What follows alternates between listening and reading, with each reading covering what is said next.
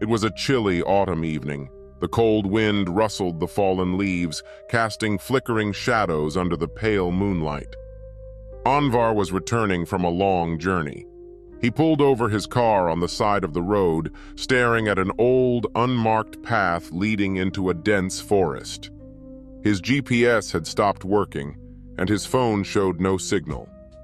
Alone and stranded, he sighed. Great. Just what I needed. He had two options: either wait for help in the dead silence of the night, or take the path through the woods, which, according to an old road sign, led to a nearby village. The name was almost unreadable due to the rust, but he made out the letters. Karakorpa. With no other choice, Anvar grabbed his flashlight and started walking. As he ventured deeper into the forest, an eerie feeling settled over him. The trees seemed unnaturally tall, their branches intertwining to form a suffocating tunnel. The further he walked, the quieter it became. No insects, no rustling leaves, just his own footsteps crunching against the damp ground. Then, a whisper, faint, indistinct. Anvar stopped. He shone his flashlight around, but there was nothing except trees and darkness. His heart pounded, but he convinced himself it was just his imagination. He continued forward, but now the silence felt heavier. The air was thick, carrying a rotten stench, like decaying wood. Then he saw it. A wooden house, standing in the middle of a clearing. Its structure was old, leaning slightly to one side as if it had been abandoned for centuries. The windows were boarded up, and the front door hung loosely on its hinges. Anvar hesitated. He didn't want to enter, but the night was getting colder, and there was no sign of the village.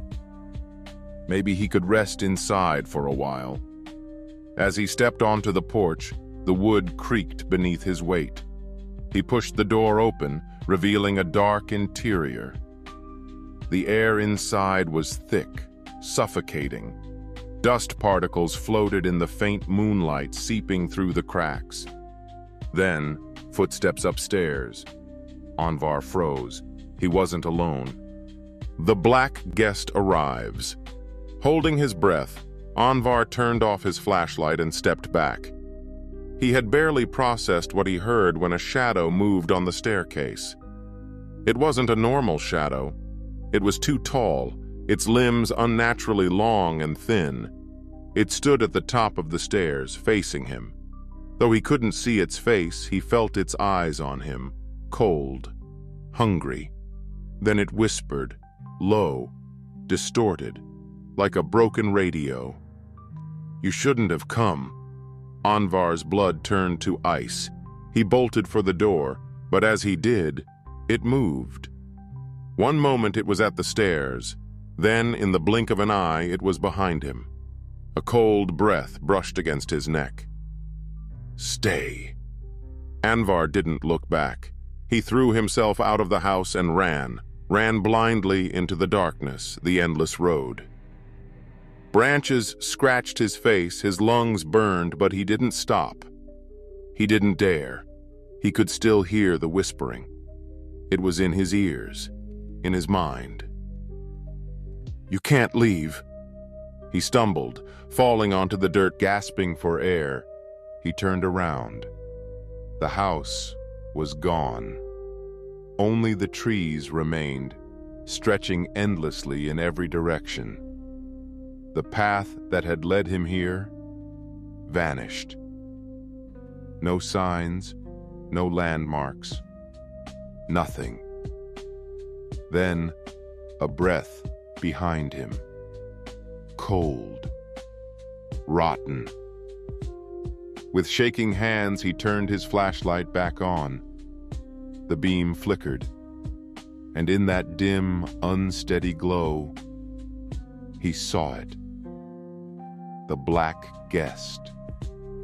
It was closer now, its form shifting like smoke, its face an empty void.